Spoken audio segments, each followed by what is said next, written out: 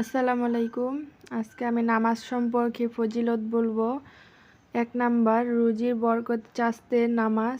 ২ number কবরে জ্যোতি তাহাজ্জুদের নামাজ। ৩ নাম্বার মুনকার নাকির প্রশ্নের উত্তর কোরআন তেলাওয়াতের মাধ্যমে। ৪ নাম্বার পুলসিরাত পার হওয়া রোজা ও দান সদকার ভেতরে। ৫ নাম্বার এরশাদের ছায়া নির্জনে কান্নাকাটির মাধ্যমে। আমাদের মহানবী হযরত মুহাম্মদ সাল্লাল্লাহু আলাইহি ওয়াসাল্লাম বলেন, নামাজের ব্যাপারে আল্লাহকে ভয় করো। মুসলমানের মধ্যে আর শিরকের মধ্যে পার্থক্যই হলো নামাজ। ইসলাম নির্দেশনা নামাজ। নামাজের চেয়ে শয়তানের মুখ কালো হইয়া যায়। নামাজ মুমিনের নূর। নামাজ শ্রেষ্ঠ জিহাদ। আসমানি বালার নামাজ সরিয়া যায়। কোনো পাপ কারণে নামাজি কোনো জাহান্নামে গেলে তাহার সেজদার অঙ্গ আল্লাহ পাক দোজখের আগুনের জন্য হারাম করিয়া দিবে। সঠিক ওয়াক্তে নামাজ পড়া আল্লাহর নিকট সর্বাপেক্ষা প্রিয়। আল্লাহ পাক মানুষের সেজদার কপালে মাটিতে মিশাইয়া অবস্থায় দেখিয়া ভালোবাসেন। সেজদারত অবস্থায় আল্লাহর নৈকট্য লাভ হয়। নামাজ দ্বারা তাহার জন্য বেহেশতের দরজা খুলিয়া দেয়। আল্লাহ পাক ও নামাজীর মধ্যে কোনো পর্দা থাকে না। নামাজী শাহেন দরজার কড়াঘাত করে।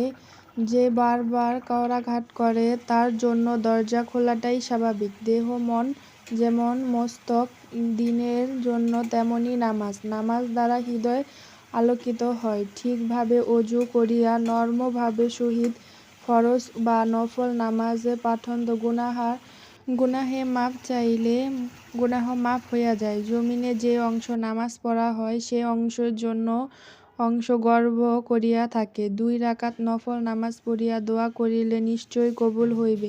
সঙ্গে সঙ্গে কবুল হইতে পারে, কিছু বিলম্ব হইতে পারে। যা নির্জনে ২ রাকাত নামাজ পড়া যায়, যাহা আল্লাহ এবং ফেরেশতা ছাড়া আর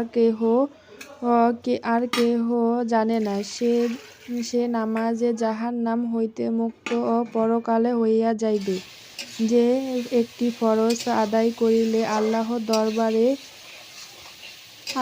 দরবারে তাহা একটি কবুল হইলে, যে ৫ ওয়াক্ত নামাজের গুরুত্বসহ রুকু সেজদা ওযু ইত্যাদি সঠিকভাবে আদায় করে তাহার জন্য জান্নাত ওয়াজিব এবং দোজখ হারাম। মুসলমান যখন নামাজ পড়ে শয়তান তখন তাকে ভয় করে, তাহাকে কুপথে নিয়ে যাইবার সুযোগ পায় না।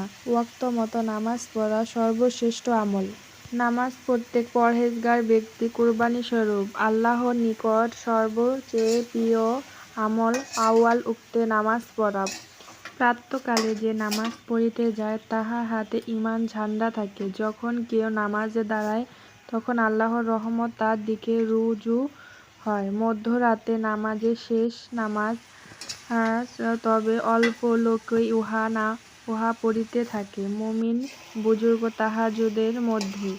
হুজুর সাল্লাল্লাহু আলাইহি ওয়াসাল্লাম বলেন যে, কষ্টের আশঙ্কা না থাকিলে আমি উহা উম্মতের উপর ফরজ করিয়া লইতাম।